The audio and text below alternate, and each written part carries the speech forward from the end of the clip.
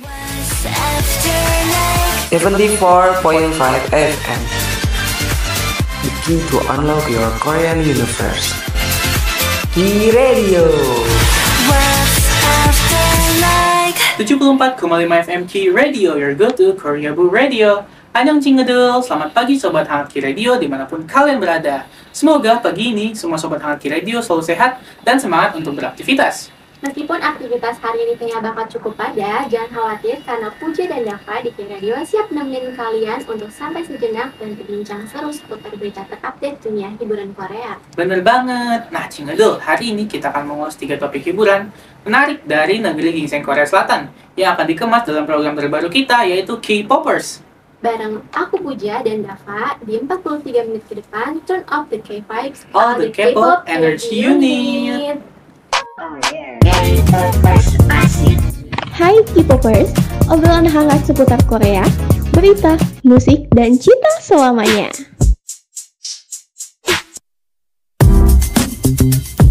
Bareng K-Popers, kamu pasti tahu semua tentang Korea selalu seru. Nah, Cinggudul, kita masuk ke sesi top K-pop chart and release. Dan yang pertama kita ada kejutan dari grup K-pop yaitu aespa yang kembali merilis kejutan dengan single baru mereka yaitu Whiplash. Gimana nih Puja, kamu udah denger belum? Udah dong, menurut aku lagunya seru banget karena lagu ini menampilkan kombinasi unik dari elemen pop, EDM, dan hip hop yang semakin memperkuat identitas musik mereka yang inovatif. Kalau kamu gimana, Dav? Setuju aja sih. Karena menurutku juga visual mereka di video klipnya sangat-sangat bagus. Kayak futuristik dan koreografinya tuh dinamis banget ya. Apalagi kalau kita lihat langsung di stage. Iya, benar banget. Dan video musik Whiplash ini tuh menampilkan konsep baru dari aespa, dari konsep-konsep MV sebelumnya. Jadi lebih segar, lebih baru aja gitu. Nggak sama kayak konsep-konsep sebelumnya. Makanya jadi agak-agak futuristik gitu ya. Keren ya? Iya, benar banget. Dan menurut gue, lagu ini tuh cocok buat diputer jadi latar belakang fashion show gitu, Dav. Kenapa tuh? Karena musiknya EDM, terus jadi kayak serasi aja gitu buat ngiringin orang yang jalan fashion show. Tapi menurut lo member-member aespa ini juga cocok kali ya jalan di fashion show gitu ya? Iya, cocok banget lah sama visual-visual mereka yang cantik-cantik terus keren gitu kan. Iya, apalagi kemarin winter ya, cocok banget ya. Wah, setuju banget gue. Mantap bro. Selanjutnya ada apa lagi nih? Nah, selanjutnya itu ada Jin BTS yang merilis single barunya yang berjudul I'll Be There. Nah, single ini dirilis tanggal 26 Oktober 2024 pukul 9 pagi waktu Korea Selatan atau jam 7 waktu Indonesia Barat nih, Dav. Kamu udah dengar belum? Udah sih, kayak lagunya rock gitu, tapi liriknya romantis ya? Iya, jadi kayak dia tuh pakai konsep band gitu loh, kayak unik aja gak sih? Kayak mirip-mirip Day6 gitu ya? Iya, benar sekali. Wah, Jin memang super talented banget ya. Lagunya juga menduduki puncak iTunes juga nih, sama kayak aespa sebelumnya. Selain dia merilis lagu I'll Be There, si Jin juga mau merilis album pertamanya yang bertajuk Happy. Nah, itu tuh bakal dirilis 15 November 2024 pukul 2 siang Korea Selatan. Dav, kamu tahu nggak? Oh, aku nggak tahu tuh. Itu apa tuh tema albumnya tuh, kalau boleh tahu? Itu tuh kayak hype music, mau ngasih apa ya, lagu yang memberikan semangat dan kebahagiaan sama pendengarnya. Romantis rock gitu ya, keren ya? Iya, dan ini juga jadi album solo pertama setelah Jin wamil. Keren ya? Comebacknya keren ya? Nah, kita udah bahas nih tadi ada aespa dan juga Jin. Nah, kita akan break dulu sebentar ya. Dan setelah yang satu ini, kita akan kembali dengan top K-pop chart dan rilis yang lainnya. Long weekend nih, liburan yuk. Mahal, gak ada yang diskon. Mau diskon yang oke? Pesan pakai Traveloka. Dengan Traveloka, kalian bisa mendapatkan banyak penawaran menarik. Minggu ini lagi ada diskon 40% khusus untuk penerbangan dan hotel di Korea. Tunggu apa lagi? Traveloka, harga oke, buat liburan kalian nambah kece. Oke, tadi kan kita udah bahas tentang comeback solonya Jin BTS ya. Selanjutnya tuh ada juga nih yang resmi debut solo pertamanya, yaitu Chanyeol EXO. Dia mengadakan tur solo Asia akhir tahun 2024.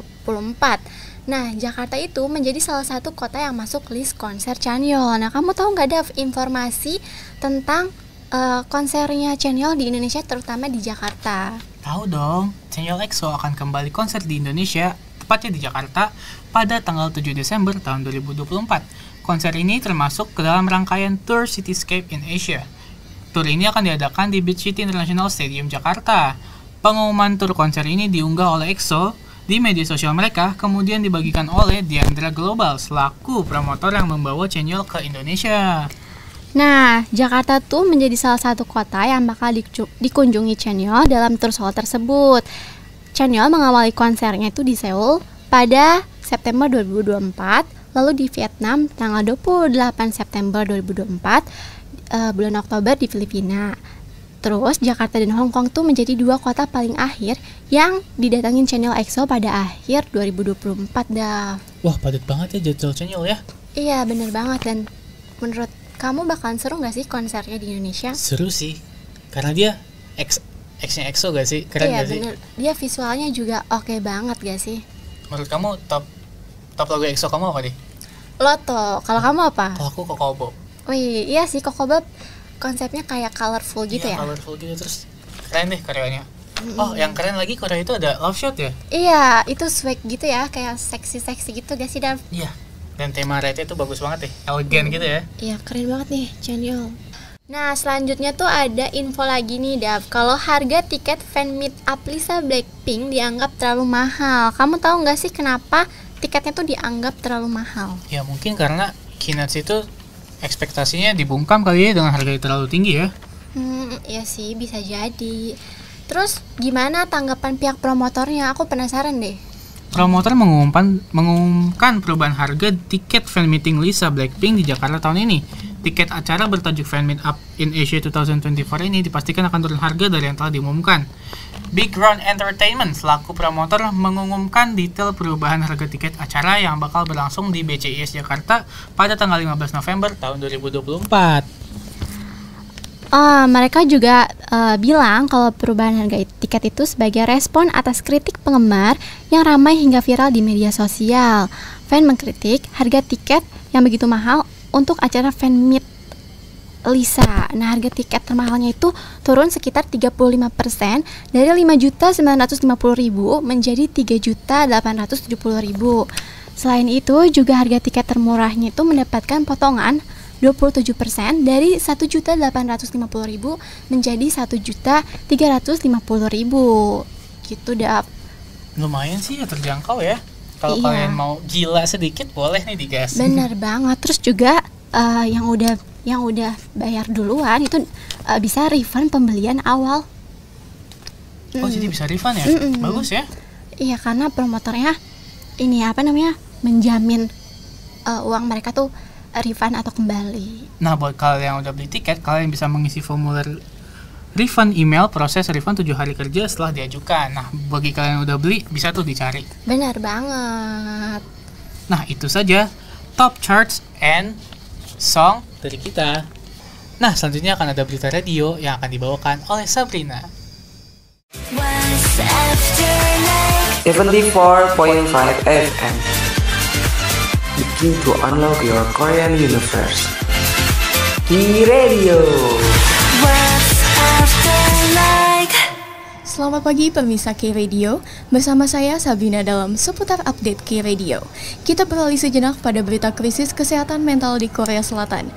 Mengutip dari statista.com 17 Juni 2024 lalu, pada tahun 2023 sekitar 104,2 ribu orang di Korea Selatan mengalami disabilitas mental.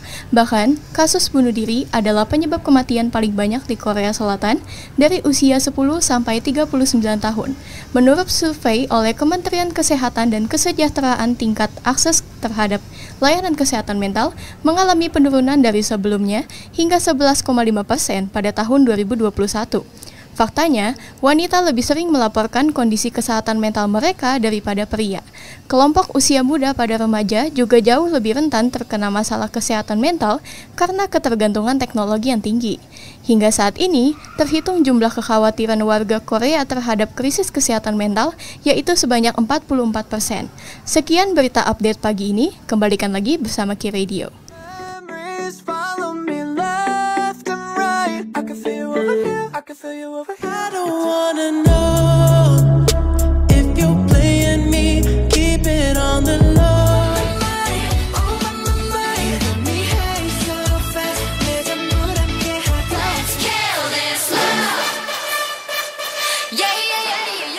Halo Cingedul, kembali lagi bersama aku, Dava, dan juga Puja. Sekarang kita ada di Showbiz Hot News.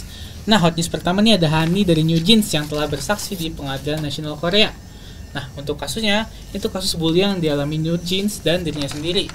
Terus gimana nih testimoni Hani nih waktu di pengadilan? Hani merasa ia dan New Jeans dibenci serta dikucilkan oleh grup lain dari agensi Hype. Kamu tahu nggak, Puja? Tahu dong, kayak New Jeans ini tuh ngerasa kalau mereka tuh gak dianggap gitu kan, Dav. Karena bermula katanya sih dari keluarnya mentor mereka, Min Hae-jin. Bener banget, dan setelah itu manajer grup lain itu berlakunya kurang baik loh kepada New Jeans. Jadi agak-agak gitu deh, makanya kasusnya itu sampai up dan menjadi viral di mana-mana dan sampai ke Pengadilan Nasional di Korea dan sampai Haninya sendiri bersaksi dan waktu itu dia tersentuh-sentuh saat bersaksi. Wah, menurut aku harusnya Hype label itu memperlakukan idolnya tuh secara sama tanpa diskriminasi nggak sih, Dav? Kayak karena kan mereka semua terjalin kontrak, terus juga harus diperlakukan sama dan juga dilindungin sama pihak Hype Musicnya, ya nggak sih? Iya benar banget, mungkin dikucilkan karena tidak sejalan ya. Iya sih, mungkin juga karena kayak gitu. Oke, kita beralih ya Dava, selanjutnya ke berita tentang Seunghan Ris yang terjebak skandal sebelum debut. Nah, jadi ini tuh bermula pada Agustus 2023 beredar foto-foto Seunghan sedang berciuman dengan seorang wanita di hotel. Itu tuh fotonya nggak cuma satu. Terus saat itu si Seunghan itu masih masih berstatus trainee. Nah, terus agensi SM Entertainment tuh mau menuntut orang yang menyebarkan foto tersebut, tapi ya gak tahu sih kelanjutannya kayak gimana, kayak gak diproses gitu, Dav. Berarti fotonya terlalu eksplisit gitu ya. Emang kenapa sih jadi orang-orang gak suka sama dia? Kan itu normal aja. Mungkin karena masyarakat di sana itu sensitif ya, jadi mereka tidak menoleransi hal-hal yang kayak gitu. Jadi harus benar-benar bersih gitu member-member RIS-nya itu.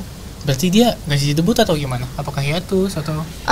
Setelah dia dinyatakan debut, si Seunghan ini tuh menyatakan dirinya tuh hiatus sampai Oktober. Terus waktu Oktober itu diumumin kalau dia tuh bakalan comeback aktif lagi sebagai member RIS. Cuman ditentang sama warganet di sana, sampai warganet di sana itu mengirimkan 1000 karangan bunga kematian di depan gedung SM Entertainment. Wow, cukup ekstrim ya cara penolakannya ya. Iya. Setidak suka itu kan mereka dengan orang ini.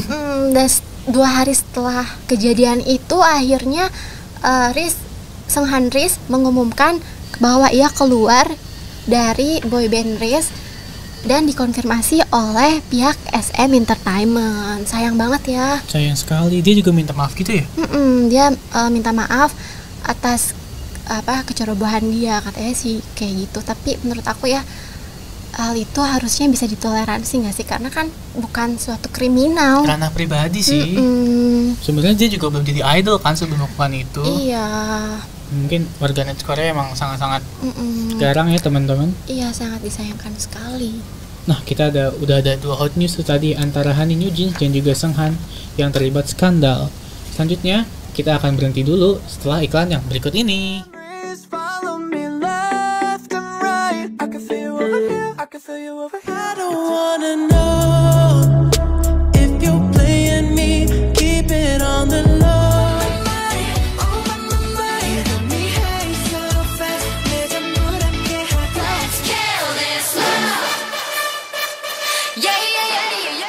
Nah, kembali lagi di Showbiz Hot News bersama aku, Dava, dan Puja.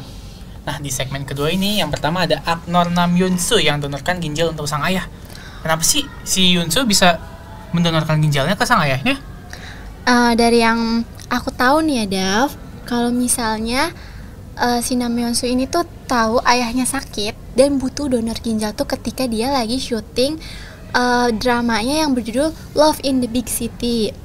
Nah, dimana di dalam drama tersebut itu menceritakan tentang seorang ibu yang sakit dan membutuhkan donor ginjal juga, sehingga Nam Yoon-soo tuh ngerasa dramanya tersebut tuh jadi relate di kehidupannya gitu loh. Jadi benar-benar in character banget ya dengan dia ya? Iya, jadi kenyataan beneran gitu loh dari sebuah drama. Terus juga dia tuh ngerasa kalau misalnya dia tuh harus melakukan donor ginjal karena dia pengen ayahnya itu bisa beraktivitas dan sembuh untuk ngejalanin hari-harinya. Anaknya sangat berbakti ya Nam Yoon-soo ini. Tapi dia pasti kena efek samping gak sih kalau dengan donor ginjal itu?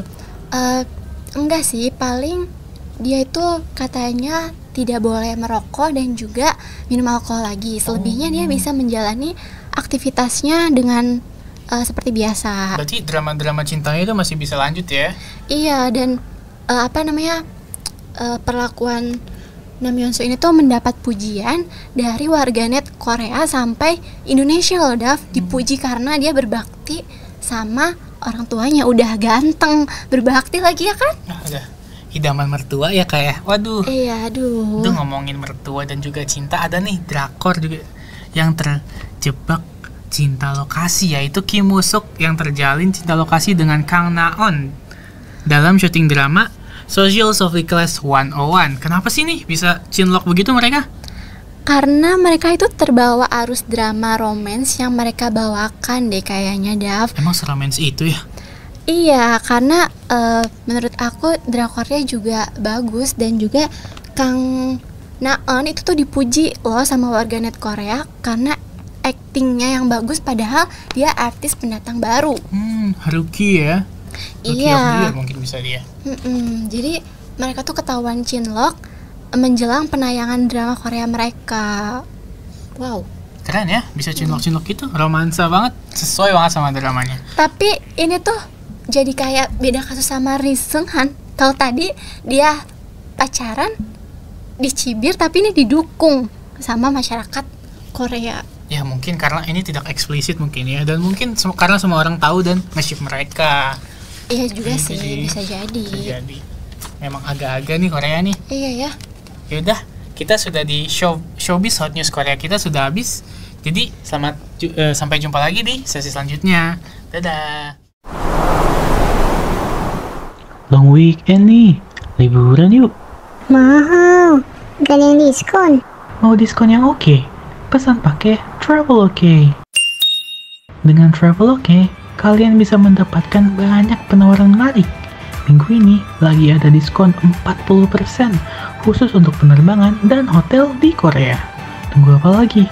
Traveloka, harga oke, buat liburan kalian nambah kece. Oke, balik lagi nih sama aku Puja dan Dava. Halo.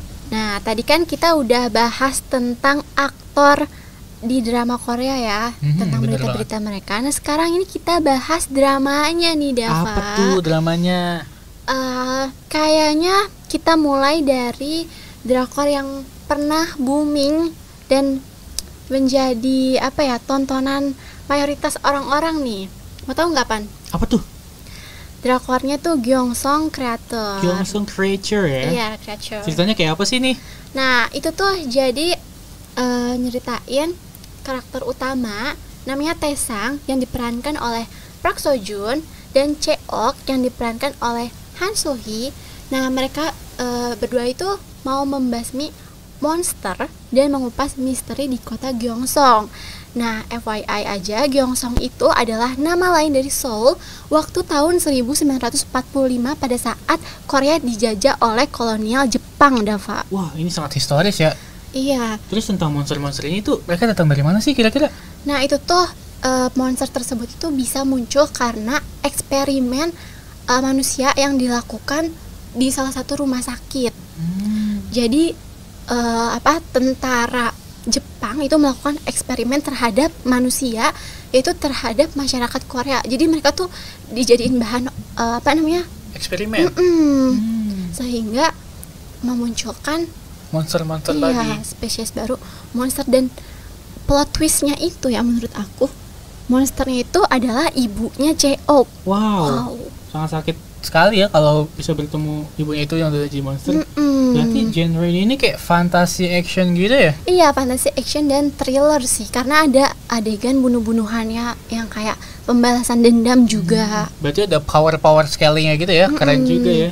Bener, terus menurut aku juga bisa masuk genre action karena banyak adegan berantemnya juga sih di dalam rumah sakit tersebut ya.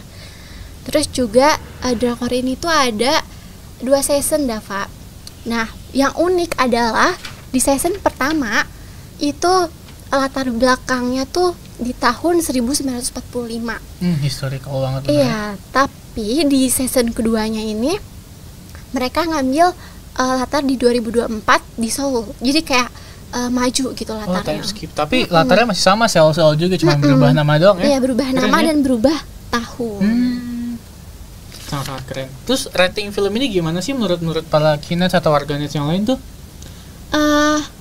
Ratingnya itu 73 IMDb dan 93% tomatometer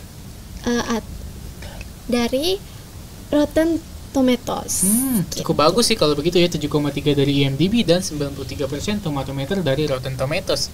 Nah itu teman-teman, ini aku juga punya trivia nih tentang si Gyeongsung Creature, yaitu karena sempat naik ke top 1 show di Netflix Korea dan karena populer, mereka juga akan mendapatkan adaptasi spin-off di webtoon comics nih. Wah, seru banget. Seru banget. Jadi buat kalian suka nonton film dan juga suka baca komik nih, bisa banget nih kalian tonton nih. Ada 2 season. Season pertama kita punya 10 episode dan season keduanya ada 7 episode. Jadi total ada 17 episode. Wah, gak sabar banget sih nungguin webtoonnya karena jujur aku juga baca webtoon dan kayaknya bakalan seru gak sih kalau dijadiin webtoon kayak Sweet Home gitu ya? Iya, bener-bener kayak webtoon tuh sangat melekat ya kepada K-popers itu ya. Karena pelarian lain gitu ya. Iya, karena kita gak perlu berhayal karena udah divisualisasikan. Iya, betul sekali. Wah, keren banget sih. Kalau lagi bosan film ya webtoon, kalau bosan webtoon ya film. Iya. Balik lagi ke situ ya. Kalau nggak diadaptasi dari webtoon ya diadaptasi dari film, sebaliknya gitu gak sih? Balik aja ya sih. Dan rata-rata juga seru gak sih? Iya, seru banget, banyak banget drakor-drakor yang diadaptasi dari webtoon sekarang ini, ya nggak sih? Karena mungkin webtoon naik di mana-mana ya. Karena ceritanya juga seru-seru sih. Alur cerita webtoon tuh emang seru-seru gitu, mungkin jadi apa ya, orang-orang tuh mau ngejadiin itu film karena biar ada visualisasi nyatanya. Iya, kayak gimana sih animasi keren-kerennya berantem-berantem ya. Bener banget. Jadi gak sabar nih liat Gyeongsung Creature ntar di spin-off di webtoon comicsnya kayak gimana ya. Iya, buat para sobat radio tuh jangan lupa yang belum nonton ditonton, dan juga kita tungguin bareng-bareng launching webtoonnya. Iya benar, kalian bisa nonton ini semua di Netflix ya dan di streaming platform lainnya. Nah, kita udah bahas nih Gyeongsung Creature. Nah, kita akan jeda dulu sebentar setelah iklan yang berikut ini.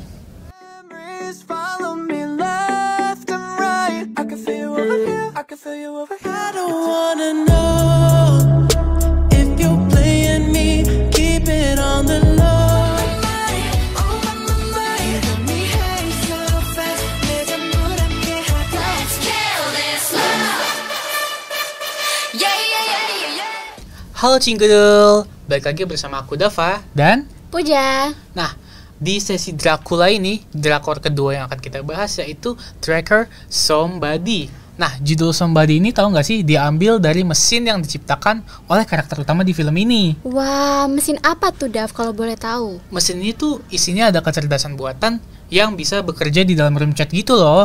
Oh. Jadi mesinnya ini kayak bisa mengeluarkan desire bahwa si orang yang pemalu di dalam sebuah grup chat. Jadi orang pemalu itu bisa ngeluarin opininya. Oh, biasanya kan orang pemalu itu kayak suaranya tuh minoritas ya kalau di dalam grup gitu. Dan dari mesin ini tuh bisa speak up gitu ya, Bener Dav? banget, bisa Wah, speak up. keren banget mesinnya. Terus kayak gimana sih alur cerita dari Somebody ini? Nah, sang pemeran utama di drakor Somebody ini namanya adalah Kim Sum yang diperankan oleh Kang Hae Lim. Dia adalah seorang pengembang perangkat lunak seperti yang aku bilang tadi. Dia menciptakan mesin Somebody ya, yang terjerat kasus pembunuhan dan kejahatan yang melibatkan aplikasi kencan yang si Kim Sum ini buat. Nah, dari si aplikasi ini dia itu diintai oleh seorang pria misterius yang akan mencoba untuk mengganggu hidupnya. Tapi aku penasaran deh, kok bisa sih Kim Sam ini terlibat pembunuhan? Itu gimana awalnya? Oh, kalau di filmnya ini, jadi awalnya tuh dia nggak sengaja ngoprak-ngaprik gitu loh. Kayak dia tuh menjadi stranger dan tidak sengaja ketemu dengan si pria misterius ini. Dari aplikasi yang dibuatnya? Iya, dia iseng main aplikasinya sendiri karena dia mungkin mau ngecek fiturnya kayak gimana. Kan kita nggak tahu kan? Terus dia ketemu sama seorang cowok. Mereka janjian gitu loh. Oh, wow. Terus si pria ini tuh udah lama mengintai si Kim Sam atau gimana? Mungkin gara-gara kebetulan aja mereka ketemu. Jadi fun fact-nya ini ya, nggak fun fact sih, serem ya. Karena Drakor Somebody ini kayak thriller gitu. Dan fun fact-nya ini, cowoknya ini tuh mangsanya bukan si Kim Sum doang. Jadi sebelumnya tuh ada orang lain dan nggak sengaja ketemu Kim Sum dan akhirnya mereka tuh buat chemistry bareng gitu loh. Wow. Terus kalau boleh tahu ini tuh drakor itu genrenya apa sih, jenisnya gitu? Mungkin thriller, bisa horor. Ada berapa season? Sayangnya satu season doang dan dengan ada 8 episode gitu. Tapi tenang aja, ini drakornya kayaknya cukup berat ya. Jadi kita akan nontonnya tuh kayak menghayati gitu loh. Oh, tipe-tipe drakor yang bikin mikir nggak sih? Iya, bikin mikir banget. Karena ini kan ada misteri-misteri gitu loh, kayak pembunuhan berantai gitu, kayak chain killer. Dan kita juga dikasih nuansa-nuansa yang kayak yang penjahat itu kayak agak psycho gitu loh. Oh, wow. Buat yang suka adegan psycho gitu, mungkin bisa nonton film ini kali ya, Dava? Iya, mungkin bisa. Dan kalau buat mau nanya rating, dari IMDb-nya ada 6.0 ratingnya, dan 73% Google reviewer itu suka dengan film ini. Tapi sebelumnya aku tekankan bahwa film ini itu bukan untuk semua orang ya. Mungkin film ini terlalu sadis atau terlalu eksplisit kontennya. Oh, jadi kayak nggak semua orang bisa nonton ini karena mungkin ada beberapa adegan yang mengganggu seseorang kali ya, yang nggak nyaman Iya, gitu. membuat gak nyaman. Dan ini juga ada adegan supernaturalnya gitu loh. Kayak di beberapa karakter itu dia bisa punya kekuatan supernatural dengan meramal-ramal gitu. Wow. Jadi cukup kompleks lah ceritanya dan cukup tegang naik turunnya gitu loh. Complicated ya. Complicated banget Tadi kan ini. kamu bilang satu season. Nah, itu satu season itu terdiri dari berapa episode Oh, sih? ada 8 episode dan alurnya itu agak maju mundur gitu loh. Jadi kita dibuat mikir sekali lagi. Oh, kayak kompleks gitu ya, Iya, berarti. kompleks banget. Wow. Berbanding terbalik dengan judulnya yang benar-benar singkat Somebody, tapi ceritanya kompleks banget ya. Iya ya. Wah, tapi keren banget ya. Dia bisa bikin aplikasi menggunakannya, terus bisa terlibat sama kasus-kasus yang di luar dugaan. Di luar nalar Iya. lagi. Iya sih, keren. Tapi tahu nggak sih sebenarnya drakor ini tuh karena produksinya dari luar, khususnya ini nih produksi Netflix original. Nah, makanya adegan eksplisit di film ini tuh lebih ekstrim. Makanya tadi aku bilang itu not for everyone yang bisa enjoy film ini. Oh, pantesan adegannya tuh kayak apa ya? Mungkin sangat-sangat berat ya, Iya, kayak gruesome gitu, kayak sadis gitu loh. kayak aku pengen nyoba nonton deh jadinya ya. Menurut kamu ini recommended gak sih buat orang-orang yang suka drakor? Kalau suka drakor mungkin boleh, dan suka film action juga boleh, karena ini ada ributnya sedikit walaupun lebih ditekankan ke drama antara si Kim Sum dan pria misterius dan korban-korban lainnya itu sih. Tapi ada adegan romansnya atau pure yang kayak bener-bener kejahatan gitu? Ada romansnya, tapi romansnya agak eksplisit gitu loh, agak setelah. Karena ini filmnya sekali lagi not for everyone gitu loh. Wah, keren banget ya, film. Cukup keren. Jika kalian penasaran dengan aksi-aksi gruesome di film Somebody ini, silahkan ditonton. Kalian bisa nonton di Netflix atau streaming platform manapun. Oke, seru banget ya pembahasan kita hari ini, Dav. Bener banget tuh. Tapi sayangnya Cingodel, gak kerasa kita udah di penghujung acara, nemenin kalian santai-santai di seputar program K-Popers hari ini. Iya, sedih banget ya. Tapi terima kasih banyak untuk semua Sobat Hangat Ki Radio yang udah asyik nyimak bareng kita dan membahas seputar dunia hiburan Korea. Aku Puja. Dan aku Dava. Kita pamit undur diri. Sampai jumpa di topik baru Q Radio selanjutnya. Dashi bayo!